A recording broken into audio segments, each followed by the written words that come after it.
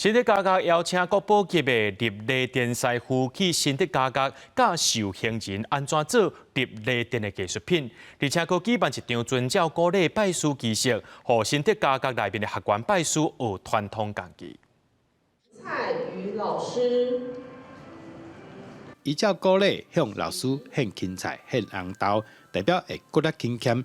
新德加加为着予受刑人有机会学传统工艺，邀请国保级雷电师傅陈虎强去新德加加上课，也透过实际去做，教学员雷电工艺。经过一冬的时间，遵照鼓励举办拜师仪式，予新德加加内底学员正式拜师。在这过程中，让我深刻的体会到，想要做出一个完美的作品，除了步骤不能马虎以外，更必须要一步一步按部就班去精雕细琢每一道工序，以及要有不放弃的精神，才有可能做出这些作品。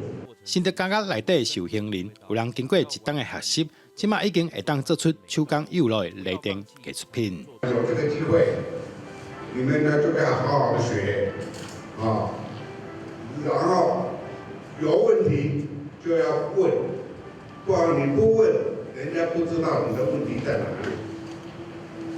啊，然后呢，跟我学，我给你一个保证，就是一日来学，终身保护。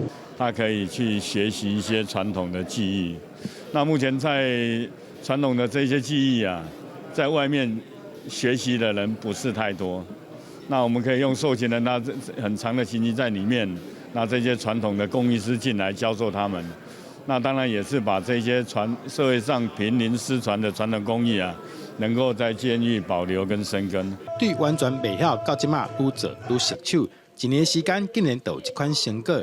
雷电工艺就是把雷亚卡放在一寡家具用品顶悬。在2019年，予新德市文化局指定登录做在地传统工艺无形文化资产。感觉表示，即马学传统技艺的人愈来愈少，希望感觉袂当成做基地来传承传统工艺。